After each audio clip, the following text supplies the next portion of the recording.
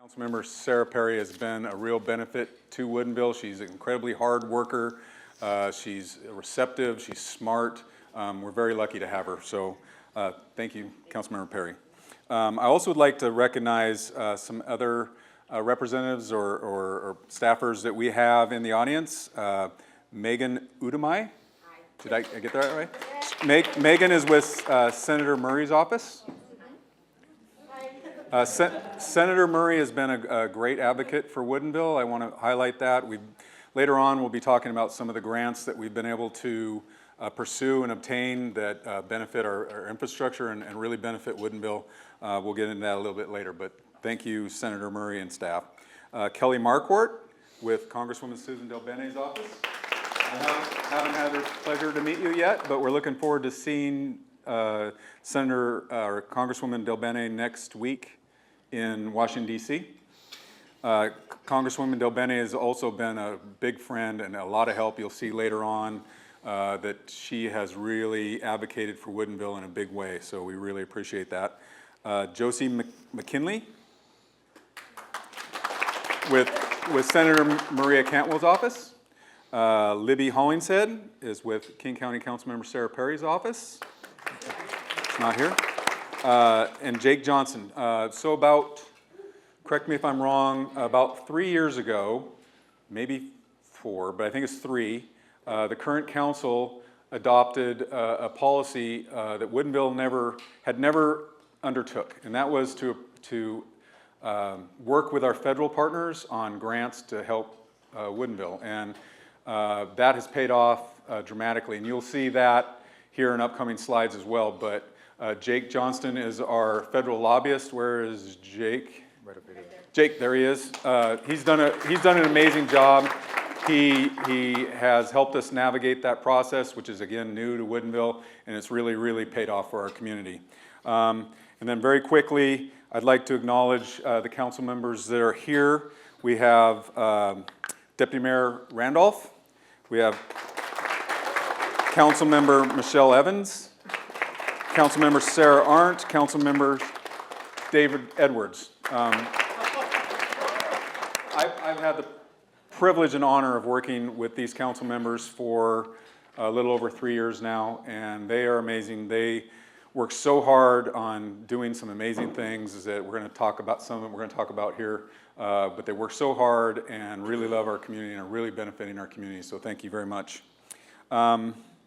And also, I'd like to recognize Troy Anderson. Troy Anderson was interviewed and appointed to our Planning Commission, which is land use in the city. He's doing an amazing job. It's a volunteer role. He spends a tremendous amount of time working very hard for the city, so that's very much appreciated. And last and certainly not least, I'd like to recognize my wife, Michelle Millman. So I couldn't do anything that I'm doing without her support. So she has been amazing with my career in the fire service, very supportive, raising our boys. And then when I transitioned to this role, she has been so supportive about my time and the stresses and other things that I'm dealing with on a regular basis. And she has been an amazing partner, and I couldn't do any of this without her. I really appreciate it.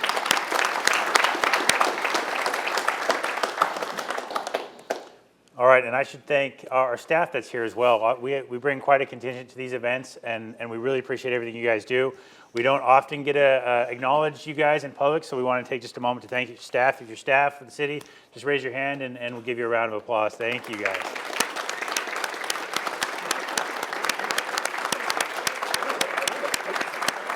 I want to add to that, and we have a staff of around 50, and for a city with a staff of 50, with all of the projects and things that we have going on, we pile on the grants and all the infrastructure and everything that our council asks from our staff. They're doing an amazing job. They're the unsung heroes behind everything that we're going to talk about and more. So I really appreciate staff.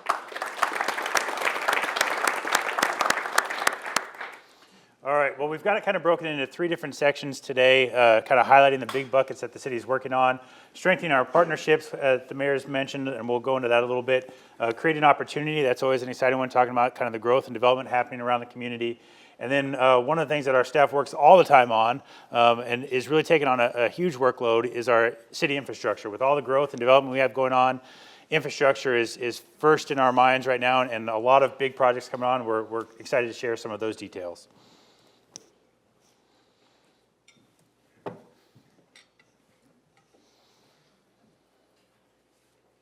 Want me to touch on that? Okay. So I touched on this a little earlier. We've ventured into partnerships with our federal government, but also up here you see us back at Congresswoman Del Bene's office. And one thing I always like to point out, the first time we went back to her office, all on the wall, I kept getting distracted, very ADHD, but on the wall was everybody she represents, pictures of all the different cities, and Woodinville was missing. And if anybody knows me, that bugged me the whole time. So when I got back, I said we need a Woodinville picture, and so we partnered with Woodinville Arts Alliance, Nicole Monahan, and she painted. She's right over here. There's Nicole. I'm sorry, I didn't see you. So Nicole Monahan painted that.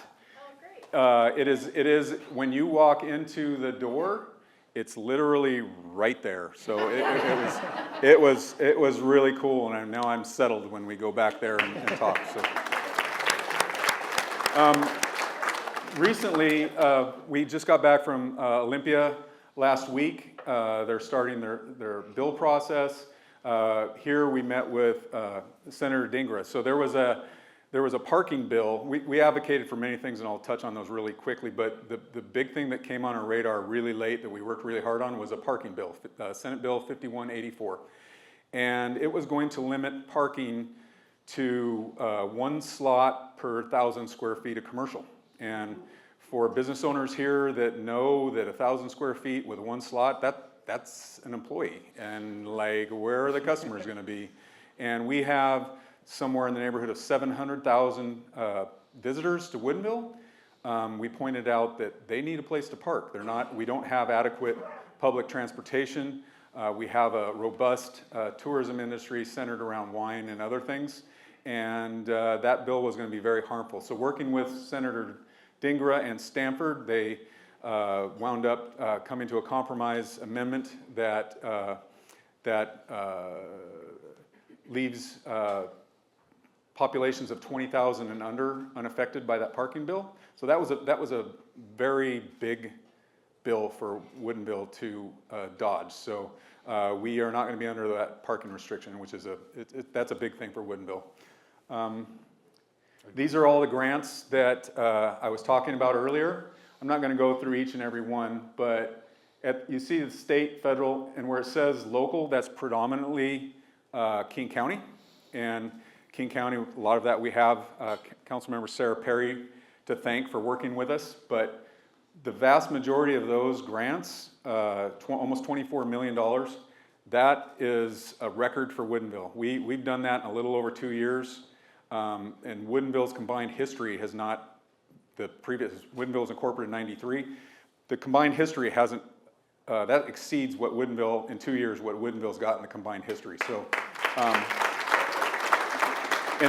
and all of that is amazing infrastructure for our city, and it's for a city our size with 50 staff.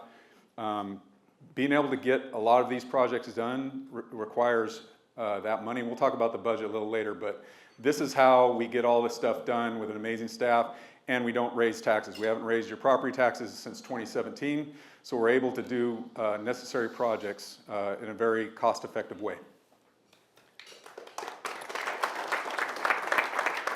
So I jumped ahead a little bit on Senate Bill 5184. That's the parking bill that we talked about. We also can thank the NPRSA. So the NPRSA is the North Shore Parks Rec Service Area. And that basically mirrors the North Shore School District.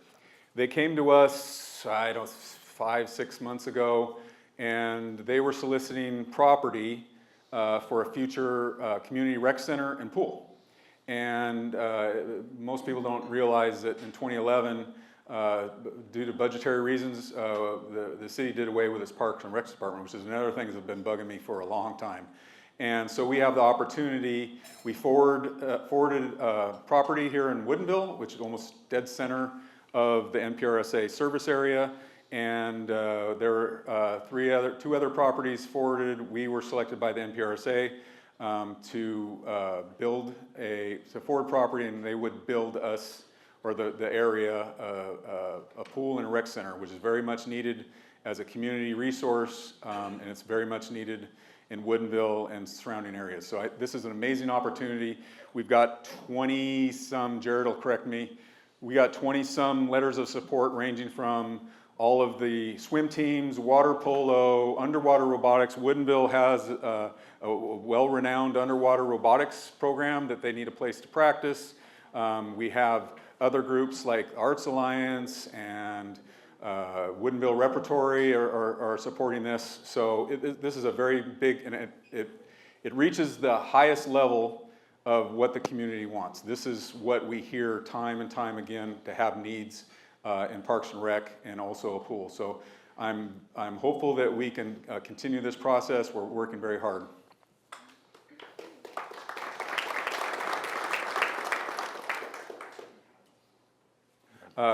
So these are some of the partnerships, and Brandon's going to be able to talk here in a little bit, trust me. So we have partnerships serving the community. One of the great things that we're going to talk about are police and fire response, and I can't stress enough that we have an amazing relationship with Eastside Fire and Rescue and our King County Sheriffs. We are incredibly lucky to have leaders like Chief Lane and Chief Myers. Unfortunately, Chief Myers can't be here, but he has been an amazing, amazing asset to Woodinville, as has Chief Lane. Chief Lane's retiring in December. We just had a conversation. Well, how are we going to fill your shoes? It's going to be hard, but he gave us plenty of time to do that search. But they do an amazing service. One of the things that Eastside Fire provided, and one of the reasons why we went to Eastside Fire, was Core Connect. It's a program that has a social worker and EMT that can integrate with problems that traditionally fire and police aren't able to solve or are not trained in that. And so it's basically an 8-car looking unit that can go respond to people that are having problems with homelessness or other social related problems, and they can help them with a lot of resources. So that's a great addition. That's the first that we've been able to bring to Woodinville. The therapeutic response unit is basically a mental health professional that's riding with our police officers and provides that same resource that traditionally police officers haven't been able to rely on. Community court. You want to talk about community court, Brandon? We joined the community court program. We actually work with the city of Kirkland for our municipal court. We've entered in the community court program, which is an alternative for a good number of offenses that don't need to be going through the criminal justice system. It offers an alternative to get people in and out of that system without the prolonged records and everything. So it's been an alternative for some of the lower level offenses that don't need to go through the full court process. Retail theft task force. One of the issues that many jurisdictions are facing is organized retail theft, and we're not alone in that. King County has been King County Sheriffs have been doing a real emphasis on retail theft. I'm happy to say that our son actually, I should back up. Our son is a King County Sheriff, just completed his probationary period. We're really proud of him. He took part in this retail theft task force. He's also attended the concerts and parades and stuff as a representative of King County Sheriff, so we're really proud of him. But these are all the programs, including the concerts in the parks, our summer parade, and the Shop with a Cop program, which is a combination of police and fire that touch a lot of kids that wouldn't otherwise really have a Christmas. It's an amazing program, and we're very thankful for both Eastside Fire and King County Sheriffs with that.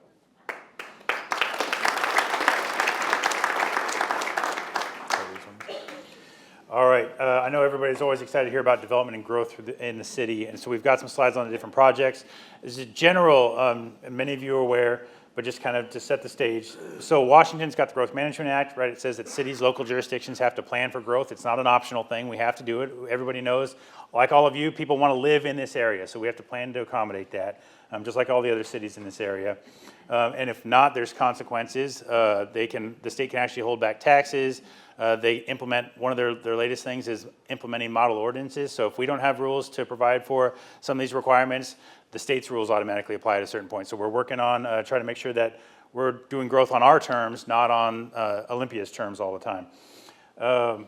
We do so by developing a comp plan. We're in the process of that. That's been several years in the works now, and we're hopefully this year wrapping that process up. And all of this we approached, and the council approached with this long-standing policy of directing growth to downtown and our tourist districts where we can accommodate it, where we can build infrastructure and get the most bang for our buck, and away from our neighborhoods that really just don't have the infrastructure to accommodate a lot of new residential units there. So going through some of our big projects, and I know we have representatives from some of these developers here today. Wooden Creek Village, obviously, hopefully many of you have been down there. It's an amazing development in our downtown, walking through that commercial area. Phase 4 and Phase 6 are in the works right now. Our staff is going through the permitting process with the developer. I think we'll see that probably later this year, some construction start on both of those. Phase 5 is running into a little bit of trouble, mostly because of the environmental issues with the proximity of the creek right there. I think they're still trying to figure out exactly what's going to happen down there. East Rail Flats, all of you have seen this under construction if you've been downtown in the last year and a half. That's 207 multifamily units. 25 of those are reserved for affordable units at 50% AMI. So that's a huge win for Woodinville.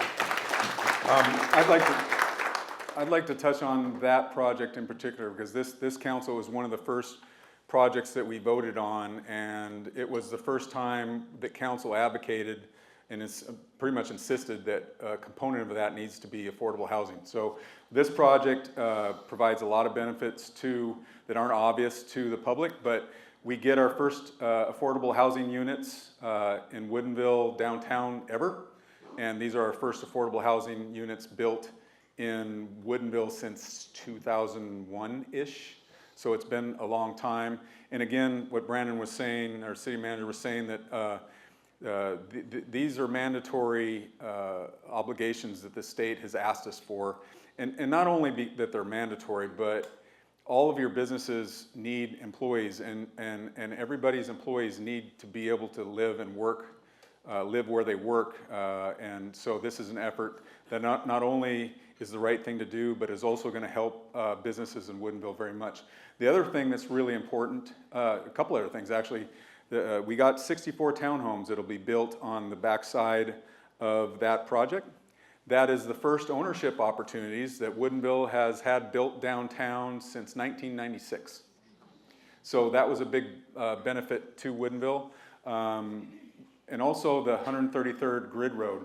So for a long time, decades, we've had grid roads planned off of 175th, decades. And this is the first grid road built off of 175th. It's where the US Bank used to be. That heads north, and then we're gonna take up, that road is gonna open up very soon. And then we're gonna extend it north across where the railroad tracks used to be with a roundabout, which we'll talk about a little bit later, but a roundabout, and then it'll go over to, was that Little Bear Creek Parkway or? Wood Snow Road. And we'll talk about that trail a little bit, but those are all the benefits that this project brought to Woodinville, and you should be very proud of the council for having that vision and enacting things that are first time for Woodinville. All right, Harvest, which is, we all know is the wine village, it's been a long time coming. We're excited to see it coming out of the ground. A lot of those buildings, and there's a bunch of different phases in that project, all going simultaneously. Some of those are getting really close to done. Some of them getting ready for people to start moving in, and some of the townhomes you see on there. I know there's been questions about the commercial stuff we've seen. As I understand it, they're reworking some financing as they change their intentions around what the final delivery conditions to future businesses are. So that should be resolved, and I think picking back up here pretty quick. But that, obviously, a huge project. Can't miss it. Excited after how many decades that it's not just holes in the ground anymore out there. I'd like to add that I did meet with the Harvest people representing the development and also the Somme Hotel this morning. And one of the things that prompted my request for the meeting was I had a meeting with the World Cup people out of Seattle. So the World Cup, if you don't know, it's coming in 26. and it's going to bring estimate of 750,000 visitors to the area in 26 for about 6 or 7 games here that'll start early June 26 and go into like mid-July 26. We have an opportunity with the SOM opening up and our other hotels of taking advantage of that opportunity. And so I'm looking for ways to work with our business community and also the city and chamber on how we could take advantage and benefit the entire city with that tourism. We're talking about watch events and other activities that'll bring people here to spend not only 2 or 3 hours, but 2 or 3 days. So that's very appreciative of them meeting with us, and I'm looking forward to that opportunity. All right, now certainly not one of our bigger projects, but very visible. You've seen it if you've been driving around town. The Floor and Decor, finally under construction. The reason I bring this up is start planning your kitchen remodels because I love that sales tax money. So, Chateau St. Michel, obviously a big project underway right now. They're working through their design iterations and eventually the permitting pieces of that. It's broken into 2 phases, not the best pictures, but it's what I had there. East side, which is where we're at right now, is the commercial side, the piece that we all know as St. Michel. It will include adding a hotel, adding quite a bit of retail, quite a bit of parking, which I know is desperately needed regularly around here, and then expanding the concert venue. Very exciting. On the west side, up the hillside, right now nothing out there, but they're looking at adding homes up on the hillside as well. Midtown Woodinville, so this is the previous Gardens District site, 19 acres in our downtown. The owner is working on those revised plans. We're kind of having some initial conversations with them on what they're looking to pivot to. And hope to have an update with council here in the near future. I'd like to talk about this project just very briefly. I don't know what's going to be incorporated in this. We haven't had those discussions yet, but we are very well aware that this takes up a long stretch of our main thoroughfare on 175th, and we have public benefits and needs that we will be asking for, and we recognize that when you have that many blocks on our main thoroughfare, we're going to be looking for something very beneficial and unique for this stretch. So looking forward to seeing that process. One of our big pushes from council in the last year has been community engagement, making sure we're getting information out there. This is one of the many ways that we're working on doing that. So this is a new website, or a new page on our website. You can go anytime and find information, up-to-date information on any of these large development projects. We have a whole new GIS portal on there that you can go learn about all these projects, whether it's our capital projects that we'll talk about or even these development projects. So if you have interest, go check that out. City infrastructure, which is a huge piece of what we do at the city. We invest across 5 different categories: streets, stormwater, parks, facilities, and property acquisition. And they're all with the intention of providing amenities, addressing safety concerns, and accommodating the impacts of growth in our community. To that end, in our current budget, which is we run on a 2-year budget, 25-26, we have over $62 million worth of capital projects in that budget, 26 different projects. The lion's share of that, 37 million plus, is road projects, and then we have about $8 million worth of park projects, and we'll look at a couple of those highlights. The majority of these projects are actually focused in our downtown area, as that's where we're accommodating a lot of the growth and development in our community. Specifically, we'll look at a couple of them. Trestle replacement, all of you have heard about that. We're getting closer on that one. East Rail Trail, 133rd Grid Road and Roundabout. The mayor mentioned that briefly, but we'll look at some renderings of that. The Wilmot Gateway Boat Launch and Stage. I know Kimberly's very excited about a stage. And then the Recreation Center and Aquatic Center that the mayor mentioned. So this is the one video that the mayor just insisted that we put in there because it's pretty cool. So, yeah. It kind of goes along with the theme that council is really pushing staff for some cool things. And if you see this rendering, we've been working with our partners. Councilmember Art and I have a meeting coming up with the Woodinville Gardens Club. We've met with the Pollinator Pathways Group. We've met with the Woodinville Arts Alliance. Woodinville Rotary has said that they want to take part in this East Rail corridor in some way, and their first envisioned plan, and I don't know if that's still stuck, but was a really cool train stop looking building along our path. And then we set aside 75, I think it is, Brandon will correct me, but 75-ish linear feet of track so we can do rail-themed art. So this is a really cool example of that area. If you haven't seen it, it's where we pulled up the tracks. It's really not that aesthetic, and so we have an opportunity to really make this a functional part of our downtown. He says, not that aesthetic. It's a crappy old railroad corridor. It's going to be really cool now. It's going to be really cool now when we're done with this. So, but as the mayor mentioned, there's a suite of projects all related to this East Rail corridor. The first one, and we've shared this for a number of years, we're getting closer with thanks in large part to our partners at the federal level, is our trestle replacement project. I know, Mike, did you want to talk about this one at all? Oh, yeah. Yeah, I figured. Yeah. So this was one that was, when I first got on council, was really on my radar. And some of it started, my wife and I would have visitors from out of the area. They want to come to Woodinville and wine taste, and they would come into Woodinville and they would go under the current trestle in that kind of ran down area. It's not a great welcome to Woodinville. And it's also, practically, it's just a bottleneck. It's our biggest bottleneck into the city. So this bridge, we have all kinds of opportunities with it, so I'm really passionate about it. So if you see this project, the current trestle, is there a picture of the current? I don't think. Okay, I don't think we have one, but the current trestle bridge has a center support right in the middle of the bridge, and it's kind of a rusty old train track, and it's a bottleneck coming off 522. This rendering shows you that we're going to add 2 extra, or actually 3 extra lanes underneath there to help that bottleneck. And as you can see, the aesthetics of coming into Woodinville are going to be a lot better. So those are polycarbonate panels that have this selected artwork.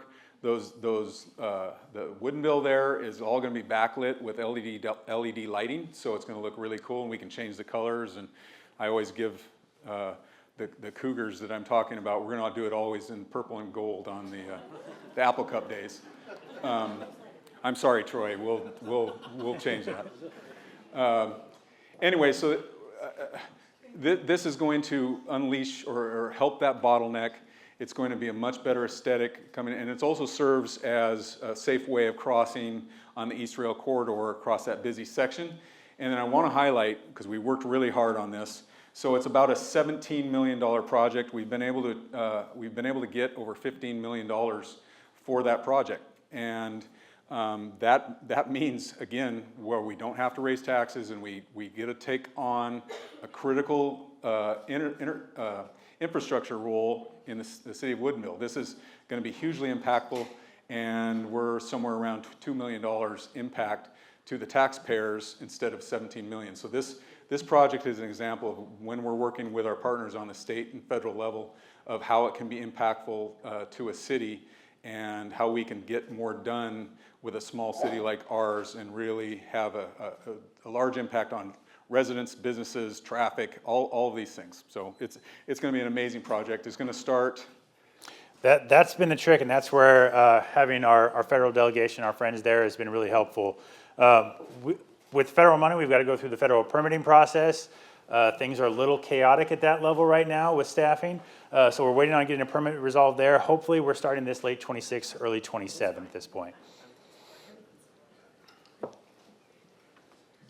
So this is a portion of our East Rail, and this was before they're in the process of pulling up the train tracks. So we were able to pull up the train tracks and also the ties in between. The ties went to a special place to be recycled. They don't recycles creosoted. You can't just send them anywhere, so they recycled that there.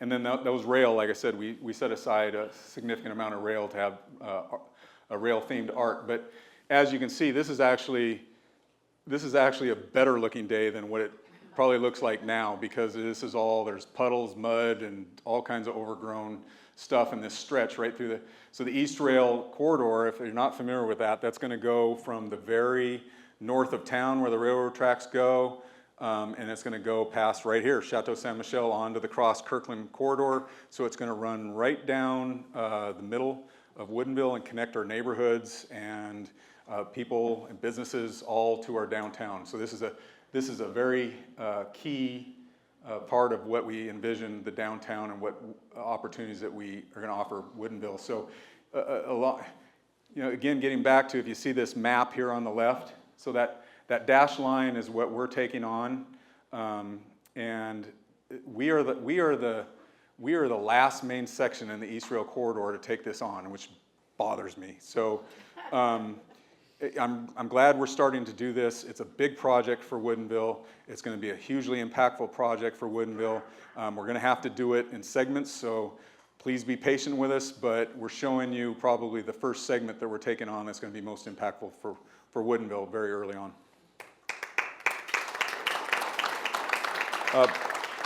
One thing, we just got back from Olympia, and one thing that we were able to do for this project was $5 million, which got us kicking off the permitting and the design of East Rail. So that grant was very important to us. It's in the 27-29 biennium at the state.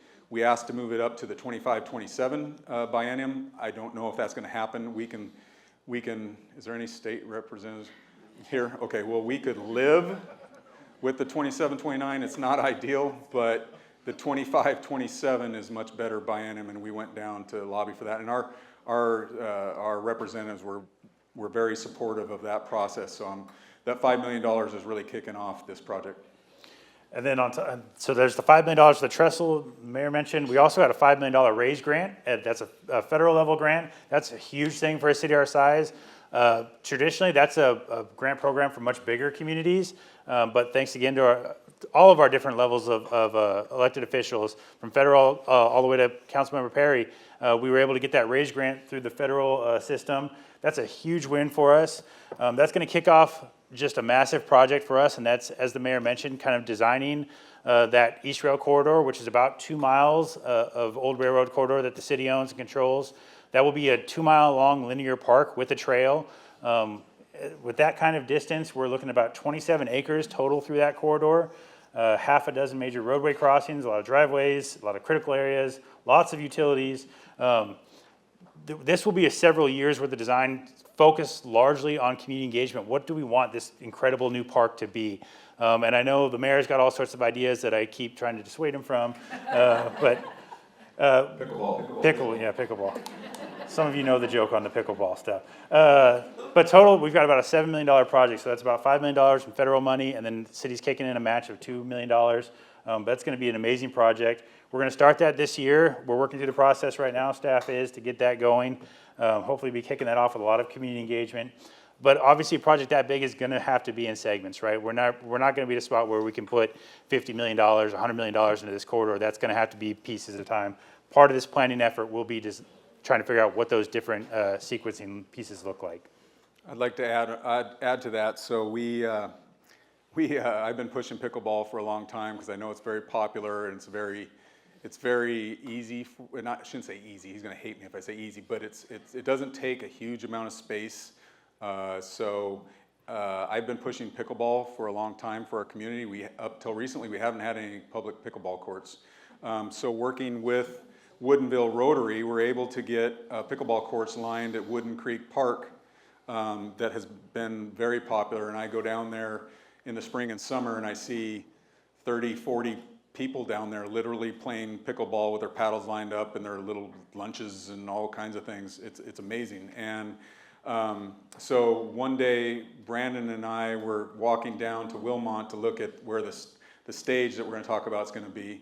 And I said, well, why don't we walk over here on the trail towards Wooden Creek Park? And I heard the pickleball playing at the time I knew they'd be playing. So we walked around the corner and he saw this community all together playing pickleball, socializing, and lots of ages playing pickleball. And after we're done, Brandon's tall, I'm short. He looks down at me and he goes, yeah, you were right. And I go, how did that taste, Brandon? And for all of you staff with your bingo cards, Mike talking about pickleball, you can check that one off now too. 133rd Grid Road and Roundabout. So this is the one, and Mike can talk about it. The road is under construction right now. Our staff is working through the final stages of the design and the permitting on the roundabout. This is going to be a really neat project. The pictures don't do it justice. I think one of the cool things, and this was our Public Works Director's idea, we've got there's going to be a tunnel underneath. That was council's idea for the East Rail Trail. But with that tunnel underneath, there's an opportunity, and this is where Asha came up with the idea. We're going to have skylights in the middle there with art in the middle there. It's going to be a super unique roundabout, so it's kind of an immersive experience when you go through there. It's going to be a really neat deal. This is important, as Michael talked about, because it relates to the other projects. So backing up just a hair, Asha actually had another great idea on the bridge that I thought was amazing. So we're going to repurpose that trestle bridge to replace a salmon barrier culvert on 134th. And so we basically get to recycle the bridge or repurpose it for the crossing for a salmon barrier culvert that is going to have to come up anyway. So that was an amazing idea. So that touches yet another, that bridge project touches yet another area that's really important to our city. Back to this roundabout. So a couple of things about this roundabout. This is where we will extend that grid road that I said is our first off 175th. So it's going to come up here. We'll have the roundabout, and then it's going to have a tunnel that goes under the roundabout so that the cars and council wisely voted to spend an extra $2.5 million so that the cars, bikes, and pedestrians don't mix. So to do that, we're going to have this roundabout, and there's actually going to be 6 skylights here. We're going to have an opportunity to put this out to bid. Where's Nicole? It's going to go out. It's going to go out to bid for some type of art project here, probably summer-ish. Where we're going to do some type of art project in the middle of the roundabout. The tunnel's coming in sections, and I wasn't quite sure how this worked, but they're actually prefabbing it down in Auburn, and it's 23 sections. 23 sections that they're going to be able to do this tunnel. And about this summer, you'll start to see construction on that. They're going to lay those sections down near where the roundabout's going to be and the tunnel's going to be. So you'll start seeing some good progress on that. All right, we got about 5 minutes. You want to talk about the stage and boat launch? Stage and boat launch. This audience wants to hear about that, or at least Kimberly does. Yeah, so one of the things, Kimberly, I'm gonna talk about something, and she gave me the 5 minutes, but I'm gonna talk about something she's passionate about. 5 minutes on the stage.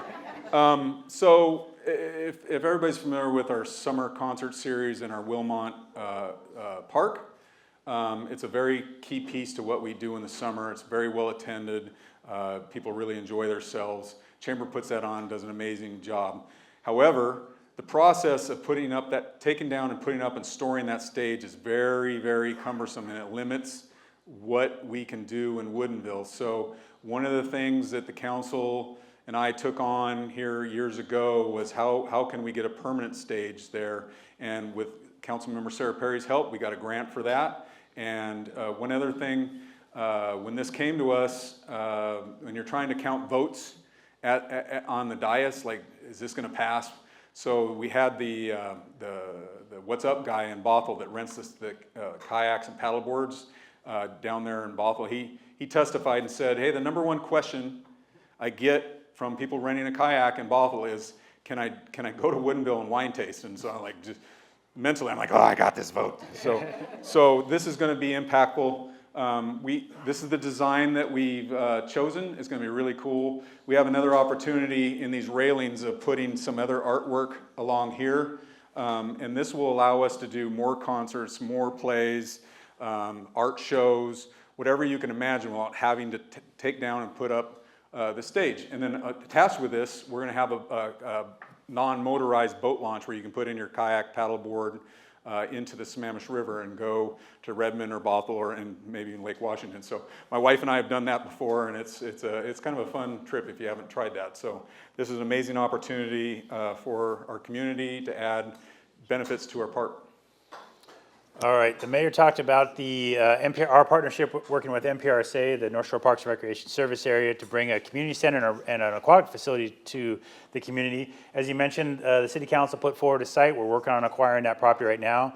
You can see its proximity to our East Rail corridor, so you'll be able to ride your bike up the trail to this facility once it's built. I mentioned we're working on acquiring the property, and then we'll partner with MPRSA to eventually fund the construction of that project. Wood Trails, one of our smaller projects, but I think an important one that we've just recently finished up. If you haven't been up there, today is probably a great day with it being sunny outside.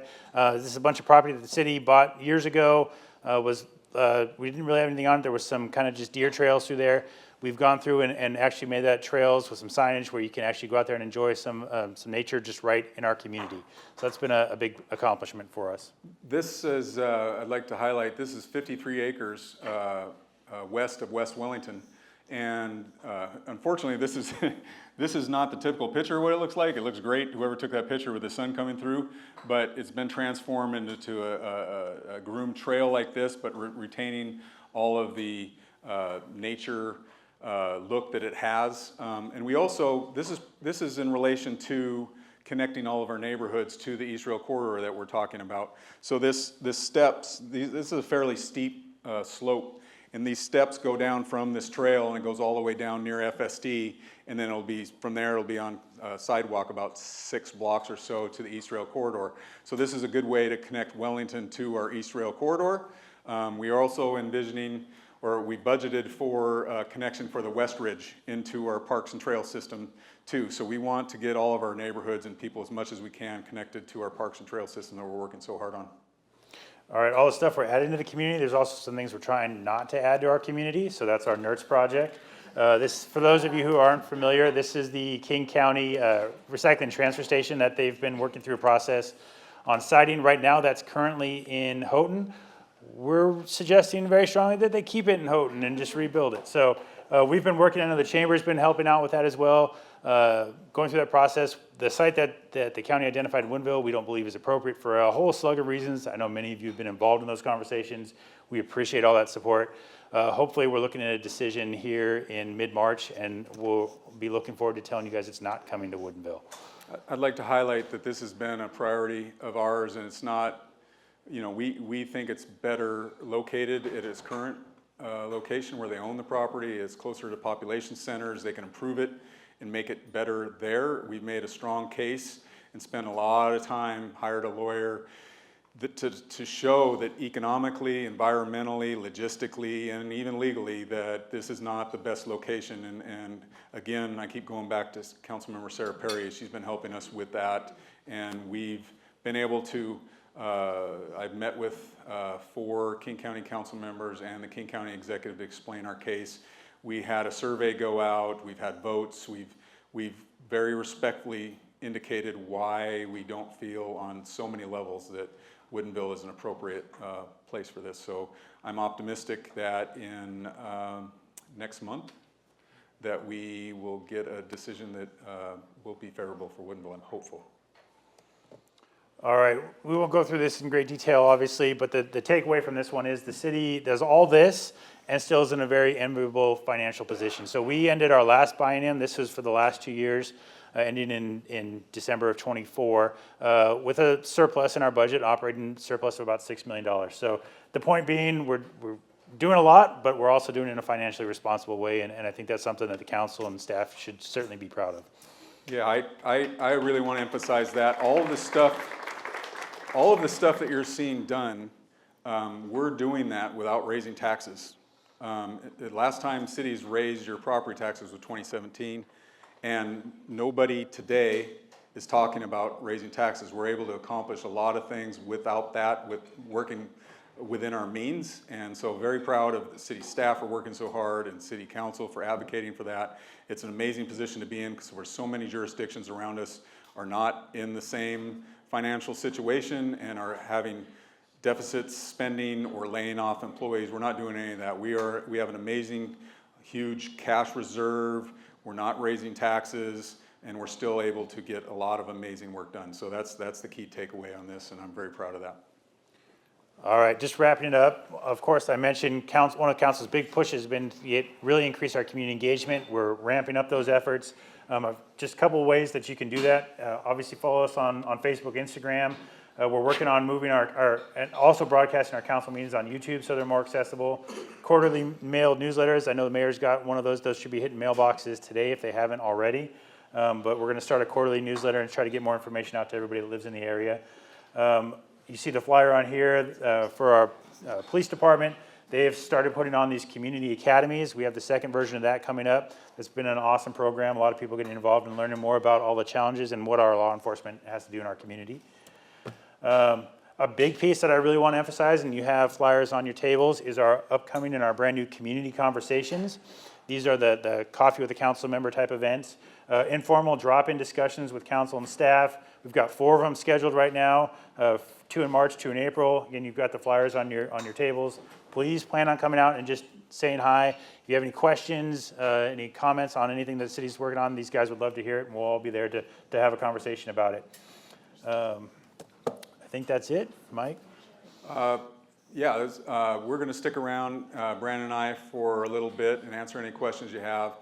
Just to reiterate the last community engagement, this was a subcommittee that was chaired by Councilmember Edwards and had Deputy Mayor Randolph and Councilmember Evans on it. And all of the push regarding integrating with our public, because we work for the public and our businesses, and we have to know what your issues are. And so this community engagement was a voluntary group that took on the extra work to really reach out to our community and businesses and find out what you guys need to keep prospering in our city. So a lot of work, volunteer work, went from that committee, and the result of it is a newsletter that's coming out, should be out today or tomorrow, and also this stuff Brandon talked about on your desk for the coffee. I started coffee with a council member, but it actually expanded beyond there. But it's a good opportunity to reach out and talk and ask questions.